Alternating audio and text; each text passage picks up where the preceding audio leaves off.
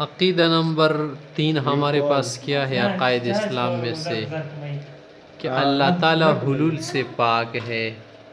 اللہ تعالیٰ حلول سے پاک ہے. اللہ تعالیٰ کسی چیز میں حلول نہیں فرماتے. حلول کا کیا معنی ہے؟ ایک چیز کا دوسری چیز میں اتر جانا، ایک چیز کا دوسری چیز کے ساتھ متحد ہو جانا. جیسے برف ہے نا، برف جب پانی میں پگھل جائے تو اس کو ہم کیا کہتے ہیں؟ حلول. اس کو کیا کہتے ہیں؟ حلول. ایک چیز کا دوسری چیز میں سما جانا، ایک چیز کا دوسری چیز میں پیوست ہو جانا.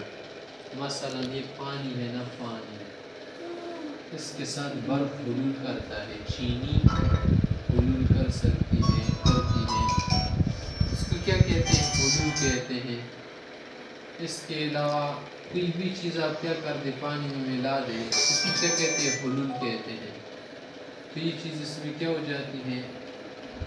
مثلا یہ پانی ہے، اس میں برف ڈال دیا تو اس میں گل مل گئے، چینی ڈالو تو گل مل جائے گی. اس کو کیا کہتے ہیں؟ حلول. حلول. تو اللہ تعالیٰ حلول سے پاک ہے.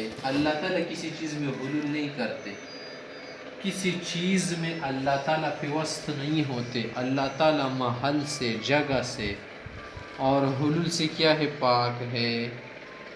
اللہ تعالیٰ کسی چیز میں نہیں سماتے. دنیا کی کوئی بھی چیز نہ وہ دوسری چیز میں سما جاتی ہے، لیکن اللہ تعالیٰ کے لیے ایسا نہیں ہے. عیسائی کا کیا عقیدہ ہے؟ وہ کہتے ہیں کہ حضرت عیسیٰ علیہ السلام میں اللہ تعالیٰ نے حلول کیا تھا، نعوذ باللہ. یعنی اللہ تعالیٰ عیسیٰ علیہ السلام کی شکل میں ظاہر ہو گئے تھے. اس کو کیا کہتے ہیں؟ حلول. یہ صحیح عقیدہ نہیں ہے. لیس کمثلہ شیء وہو السمیع البصیر سبحانہ وتعالی عما یصفون. اللہ اس چیز سے کیا ہے؟ پاک ہے.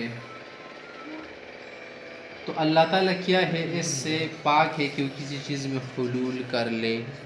اللہ تعالیٰ کسی چیز میں حلول نہیں کرتے، کسی چیز میں سماتے نہیں ہیں، کسی چیز میں پیوست نہیں ہوتے. اور نہ کوئی چیز نعوذ باللہ کیا ہوتی ہے؟ اللہ میں حلول کر جاتی ہے. سب بالکل نہیں ہے.